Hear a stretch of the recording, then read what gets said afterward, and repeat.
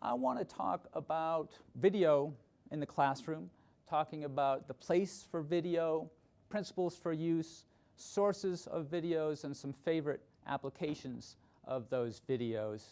When you mention video in the classroom, often a dean will freak and imagine like my daughter's 8th grade music class, where they spent an entire music class day watching Monsters Incorporated because it has music in it. But that's not what we're talking about here. I think video is kind of like sugar. A little bit is great, doesn't cause any big problems.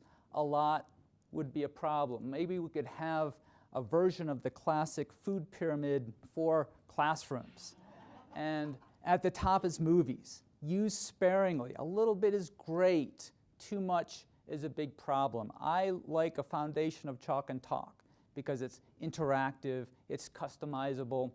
I think that face-to-face teaching will survive. I think that the ability to interact, to customize, to slow down when people aren't getting it, you can tell they're not getting it, speed up if they look bored, wake up the person in the back of the room. We need face-to-face for that. We are all here. This room is filled with people who came from all over the country to Denver instead of watching the video because there's something about face-to-face. But that said, we all know from our indifference curve analysis that corner solutions are seldom optimal. Some video, I think, is very good. And I want to motivate that by talking about first a little bit of my research, where I looked at whether seeing things matter.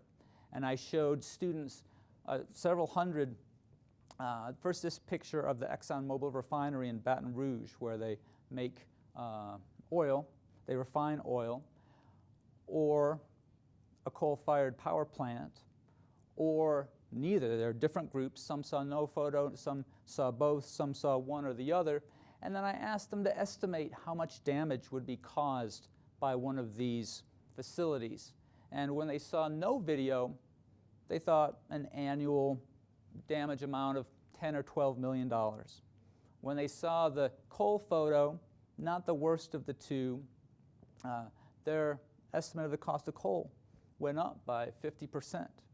When they saw the refinery, which really shows how ugly industry can be, both went up.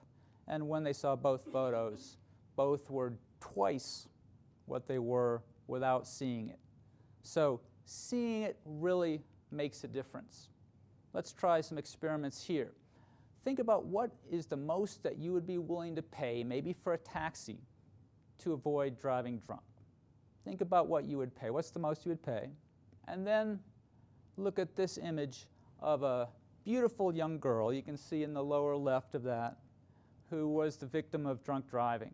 Seeing that, does the amount that you would pay go up? I see heads nodding yes. Think about the most you would be willing to forego to work in a smoke-free environment. And then look at lungs, which would naturally be pink, lungs that have been exposed to a lot of cigarette smoke. Maybe your willingness to pay goes up when you see the realities that otherwise we're just imagining. This is why I like to use some video, because you can show things that otherwise you couldn't imagine the way they are in reality. If you were around in the 70s like I was, you remember that this photo and others like it saved millions of seals because they destroyed the sealskin market. When people saw those eyes, everything changed. Advertisers clearly know that seeing things makes a big difference. There are those photos that we'll never forget.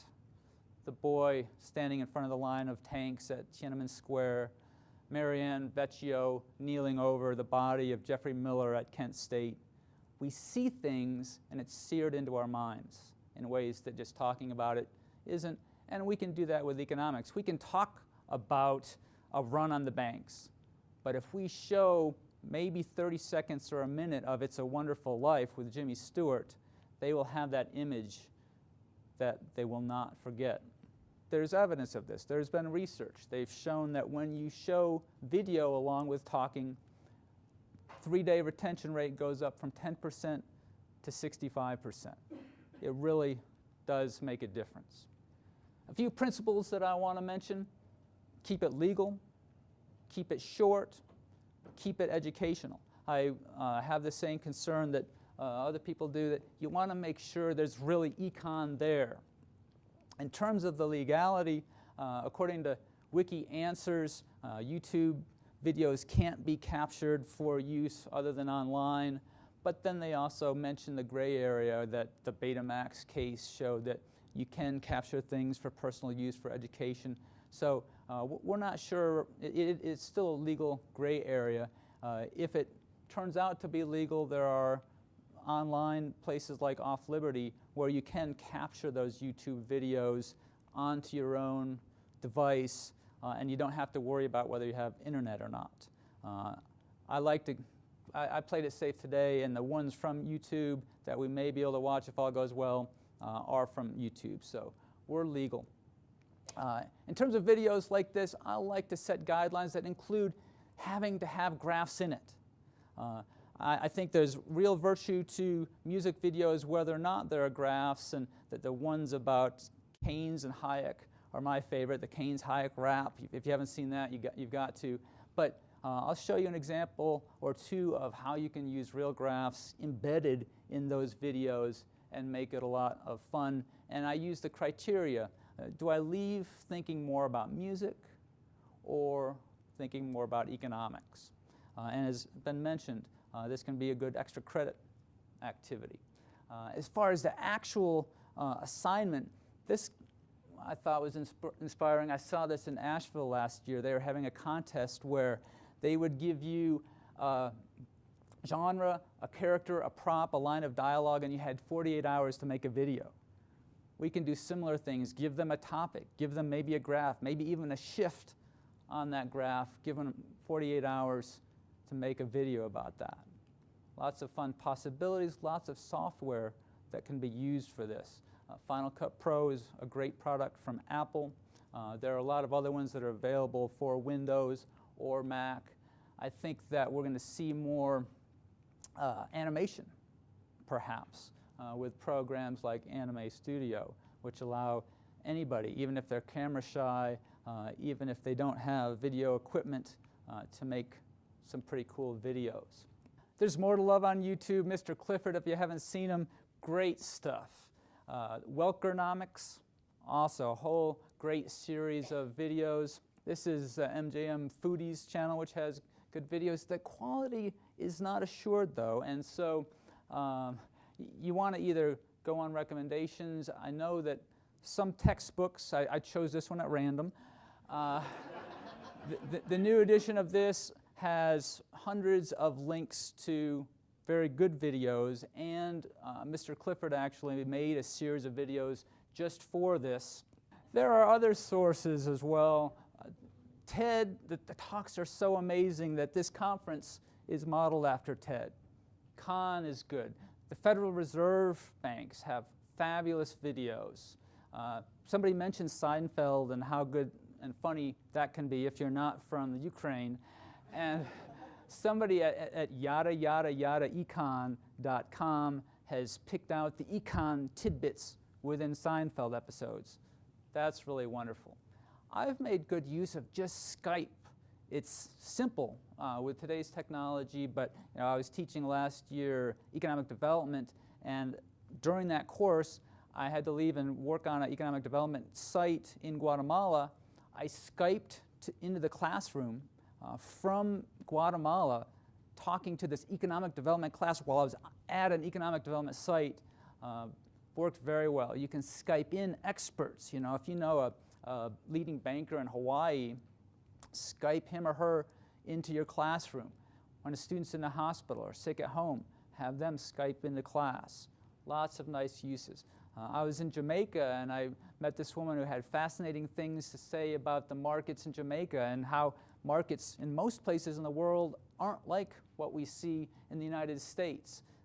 Eggs for sale on the side of the road, ice cream advertised on a cardboard box, jerk joints along the road. This is the way most if you go to the poor places in Asia, Africa, the Caribbean, South America, this is what businesses are like, and you can show them that with a video. And this is the last of one of my favorite applications. I have the students go out and scour the internet for the best videos. They each watch 10 or so, and there's a limit on time, 1 to 4 minutes. We pick the best ones and show them in class, and that way they're going out and seeing a lot of these really educational videos in their own search, and then in class, often when there's a substitute, like when we're in Denver at an Econ Ed conference, they can get all this enriching econ very easy, and it does a lot for them. As far as movies with great bits, this AP teacher community, I moderate this, and one of the questions last year was, got any econ-related movie recommendations? And I put the list up on here. You can go back and watch this to see some of the great ones, but for each one, it has the exact topic that's there. Batman, The Dark Knight has some great game theory in it with the when they're on the ferries. Harlan County, A Beautiful Mind, great game theory. These are what people out there on the AP community liked the most. This video, in addition to wherever it's posted by Macmillan, you can find it on the Economic Education Station just by Googling Economic Education Station and clicking on Miscellaneous. That Econ Cheer is also here under Active Learning. And I wanted to mention that AP Teachers Community, it is a college-level discussion of how do you teach this, how do you solve this problem, and it's free. You can Google AP Teacher Community, select Econ as the community you want. There's micro and macro, and then have this online community with over 2,000 people problem solving the issues that come up most for us. So I welcome you. I'm the moderator, so I will approve you regardless of whether you have any connection to AP or anything like that.